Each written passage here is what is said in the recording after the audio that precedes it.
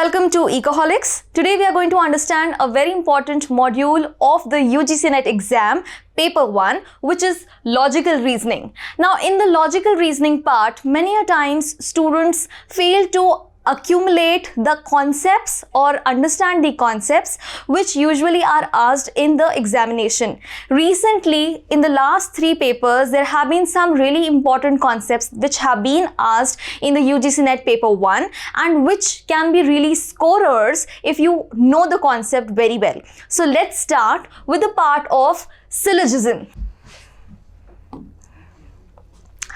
Now when we talk about the formation of a sentence, what do we understand by formation of a sentence? So I will tell you some important concepts with regards to the formation of a sentence. What are the various parts? First we have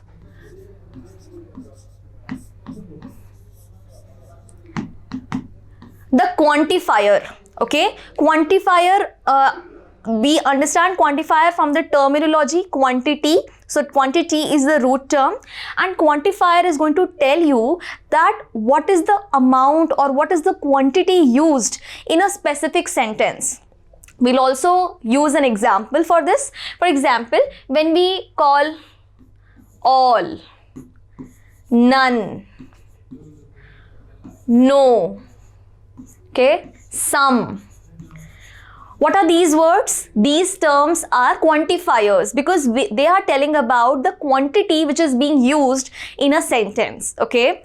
Then we have quantifier plus the subject.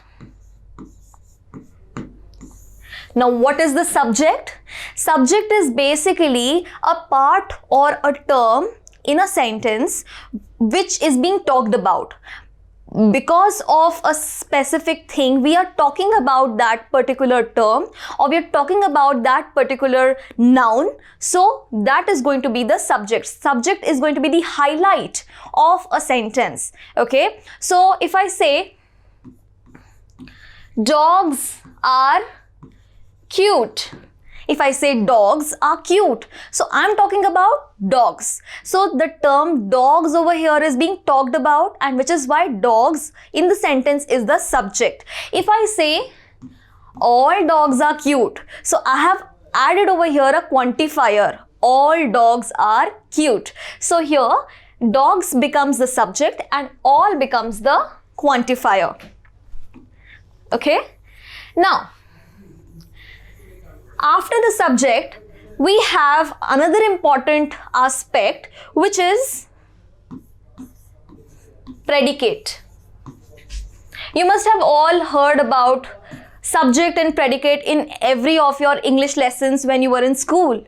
Now what does predicate means? Predicate is usually the latter part of the sentence or the last part of the sentence and it usually or it mainly talks about the subject. What or how or exactly what are we expecting of that subject is going to be known by the predicate. For example, again we take the same example. Dogs are cute. Now we all know that dogs is the subject that we just learnt about. Okay, cute is basically an adjective that we are talking about from the perspective of dogs. So dogs is the predicate. So dogs is basically the predicate that we are talking about from the perspective of dogs, right? So subject and predicate. Now over here we have learned a variety of concepts. So let's summarize. Let's summarize everything. Okay. So I will write over here from the very starting, we have the quantifier which tells about the quantity. Then we have the subject, the term or the concept that we are talking about. Then we talk about predicate. And predicate basically is like an adjective which is about the subject. There's also a small term which is known as copula. Okay, copula. Now what is copula? Copula is basically anything that is going to join the subject with the predicate, which means, like we have the example of dogs are cute. So over here are is the copula. Okay, it's nothing, it can be is, are, is not, anything that is going to join the subject and the predicate and is going to talk about whether the subject is in existence or is in correlation with the predicate or not.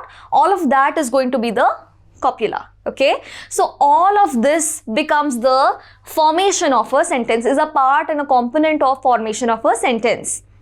Now there is, interestingly, when we talk about syllogism and we talk about logical reasoning, there's a very important concept which is a sentence with quantity and quality. So we have to understand the quantity as well as quality of the sentence. Quantity we got to know because we know about the quantifier, but what is quality? So let us understand the quality of the sentences by using 4 very important concepts that are the foundations of the syllogism of logical reasoning. Over here we have the types of sentences. Now these 4 important types of sentences are to be remembered because they are the foundation of the syllogism part, which you are going to understand from the perspective of Venn diagram also, from the perspective of sentences also. All of this is like a foundation, and these 4 types of sentences are going to tell you about the quality of the sentence. Now quality means whether the sentence is negative or positive, whether the sentence is universally negative or universally positive, whether the sentence is affirmative only for a short term or partially, or only partially negative. So all of these features are going to be told by the A type, E type, I type and O type of sentences. Right? So let us understand each of the type of sentences thoroughly now. Okay, so the very first one that we have is A type of sentences, right? Now A type of sentences are considered to be universally affirmative or positive. Universally affirmative or positive. Now initially when we started off with subject predicate, why did we do that? So that we could understand about the quality of the sentences also. So when you talk about the A type of sentences, we can say that, if I give you an example, so we can say that all dogs are cute. All dogs are cute. So here what have I emphasized upon? That dogs as a subject, wherever you use it, all dogs are going to be cute. Okay, this is a sentence which seems to be universally affirmative, universally true. Okay, now I do not use, or we will not use over here, true and false, because that's a wrong connotation. Rather we will say universally positive or universally affirmative. Okay, so we talk about the existence of dogs, all dogs of the world being cute. So what kind of subject and predicate correlation have I used? I have used the quantifier all, and I have used all subject is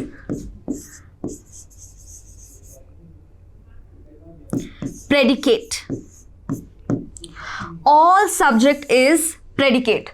This is the concept that we study when we talk about the A type of sentences. Now let us also understand further. So all S is P. All S is P is what? All subject is predicate. This is the form of the sentence where S is the subject and P of course is the predicate. Now whenever we talk about from the point of view of example, we can say these are the examples. Let's say any, each, every, these are quantifiers. Okay, these are the quantifiers that can be used to understand or to identify the universally affirmative or universally positive statements, which are A type of statements. So you can have quantifiers as any, each, every month is amazing. Every month is amazing. Now this is also an universally positive statement. Only, alone, okay. Now there's an example that we have over here. So I'll just erase it so that we can clearly see the example. Okay, the example is all windows are table. Usually in the syllogism you will always get such type of sentences, right? All windows are table. So if we want to formulate a Venn diagram, okay, a Venn diagram for it. So if I write for windows, I write W, and for tables I write T. Okay, so the quantifier is all. All W are T, right? So how will I write this? That all W are T. This is the kind of Venn diagram that you make when you have to understand the A type of sentences, or when Venn diagram is already given, let's say, and you have to identify what is the statement. So when W is written inside, so we are talking about W, that is the subject. The subject is inside and the predicate is outside. All W are T.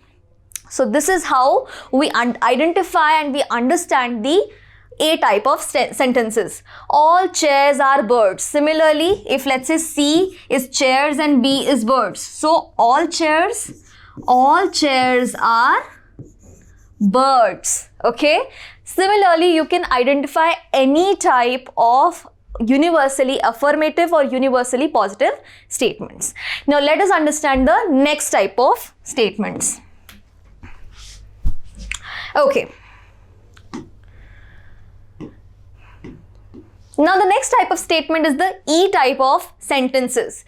E type of sentences are universally negative. Universally positive we have already done, which is A type. Now universally negative statement. So no subject is predicate. No subject is predicate. Over here, the quantifier is no.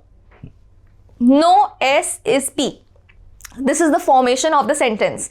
Let's say examples can be, or examples or quantifiers can be no, never, none, not. All of these are important quantifiers that you can use to identify the E type of sentences. Let's say we have an example over here. Okay, so the example here is no student except Mary is present. No student except Mary is present.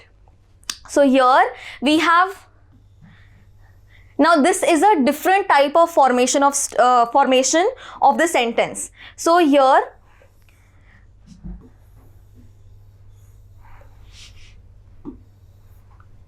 we can also write this statement as no one except Mary is present. So you can also write no one, okay, instead of no student except Mary is present. Similarly, we have students are never attentive. Students are never attentive. So we have again used a quantifier over here. Now you may understand this very importantly, that quantifiers may not always be kept at the very front of the sentence. In the starting of the sentence, you do not always require to put a quantifier. Quantifier can also be put between the sentence. But you have to understand that if it tells about the quantity of the subject, then we are talking about the quantifier. For example, here again students never are attentive. So we are talking about students who are not attentive. Students are the subject. Again, no student except Mary is present. So again, we are talking about Mary who is present, but apart from Mary, there is no student who is present. So we have to keenly identify what is the subject, what is the predicate, and which is the quantifier, and you are sorted for identifying the A type, E type, and any type of sentences. So now next of the sentence types that we have is I type of sentences. Okay, now what are I type of sentences? I type of sentences are the partial inclusion. Partial inclusion means partially positive, partially affirmative. When you do not know enough about, let's say, a subject, so you will always say some of the students are really good, some of the students are attentive, some of the teachers teach well, some of the curtains are looking pretty. So when you do not necessarily want to emphasize on the universal quantifier, you will always use some, and that is the quantifier that we talk about. But apart from that, some as a quantifier, we are also using a very important copula, which is copula of inclusion. Copula of inclusion means are, not are not. So we are always going to emphasize on some subject is predicate, some subject are predicate. Okay, is and are very importantly going to be used in the I type of sentences. Now let's read further. The form is what? Some subject is predicate. So example, it's a positive proposition starting with most, few, mostly things happen like that. Mostly it's going to rain today. When you say mostly it's going to rain today, so what are you meaning? You don't know completely, you do not have complete information that definitely it's going to rain today, but mostly you think that okay, the humidity is also 90%, so mostly it's going to rain today, right? So it may happen, something may occur, something may be like it. All are examples of the I type of sentences. Okay, now when we talk from the point of view of Venn diagram, okay, so we have some example over here. Some windows are table. Okay, we have taken again the example of windows and table, windows being the subject and table being the predicate. Quantifier is some and copula is are. Okay, so now some windows are table is a tricky one. Usually what happens, students forget that there are various identifications or various connotations for some subject is predicate. For example, when we draw Venn diagram, some subject is predicate. This is the simplest Venn diagram that you think that, you know, some formation of the sentences will have. The I type of sentence will have some subject is predicate. So you can definitely think that this is the part that we are talking about, right? Some subject is predicate. Some, let's say, if from the example that we have taken, some windows are tables. So we are talking about this part wherein we talk about some windows which are also tables. Okay. We can also identify from this fact that if we talk like this, okay. Now what is this? This is a type of sentence over here. A type of sentence wherein we are saying that all windows are tables. So if all windows are tables is true, then this also has to be true. If all the windows are tables, then some windows are going to be tables. So this is like the logic that usually is not correlated or coordinated by students. This is the logic that we have to not just read but understand. There are various books available through which you can understand or you can learn the concepts. But the interlinking of the two concepts or three concepts has to be done by the student. So you have to remember such small concepts also. And now Finally, we have the last type of sentence, which is the O type of sentence. Now, O type of sentences are really problematic for the students, because many a times while making Venn diagrams or while understanding the syllogism part, many a times such type of sentences make an issue, and because of that students get confused. So we are going to understand the O type of sentences properly. Now, O type of sentences are basically partially exclusive statements. Okay, so you are not including, you are excluding, right? So it denotes partial exclusion. Partial exclusion wherein copula is something that is going to be very important. So some subject are not predicate. Some subject is not predicate. The non-existence or of correlation between subject and predicate is going to be told in the O type of sentences. But they are not universally negative. They are only partially negative. So we have to remember that we also have the quantifier. Okay, so what is the form? Form is some subject is not predicate, or not every subject is predicate. Not every subject is predicate. So not every dog is cute. Not every cat is fat. Not every chair is stable. Okay, so when this type of quantifier is also used, we usually talk about the O type of sentences. Not every over here is very important quantifier, because many a times students confuse it with the universally negative quantifier, which is absolutely wrong, right? So you should remember these various quantifiers which I have mentioned over here also. Example. Some birds are not carnivorous. Now we all know this is like a fact that some birds may be carnivores, some may not. Okay, so here the example that we are using for partial exclusion is some birds are not carnivores. Okay, so carnivores can be written as C, okay, and birds can be written as B, and the copula that we have is R naught.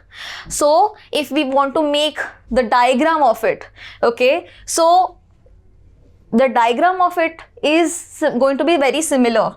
It can be some subject are not predicate. So it can either be this also, okay, some subject are not predicate. Now you might get confused that, oh, this diagram we have used previously also, then why this? But here we are not talking about the portion in between. We are not talking about this portion. Rather, we are talking about some subject are not predicate. We are talking about these portions. Okay, so these portions which are outside of this smaller portion, they are going to represent partial exclusion, which means that this whole portion that we have is exclusively for subject, and this whole portion that we have is exclusively for predicate, and we are not talking about the portion that is in between. So this is one of the examples that we can have for some subject are not predicate. Okay, then there is also another example. Many a times we can also talk from the point of view of universally negative statements. For example, let's say some birds are not carnivorous. If let's say the example is no bird is carnivorous. Okay, that's a universally negative statement. So birds over here, carnivores over here, and there is absolutely no relation between them.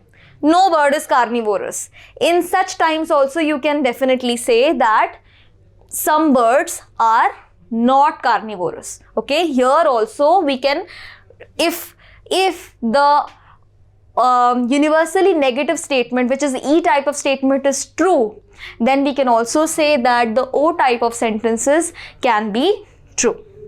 Okay, if all birds are not carnivores, then some birds are not carnivores can also be true. Okay, so these are again simpler logics that we have found by interconnecting these A type, E type, I type and O type of sentences. This is the foundation of your syllogism part, and when we come in the next video, we are also going to talk about a very important linkage between these four important formations of the sentences. So till then, stay tuned and keep watching our channel, and we are going to talk more about the various topics that have been coming in the recent years of the UGC NET examination paper 1. So stay tuned and subscribe to our channel Ecoholics. Thank you.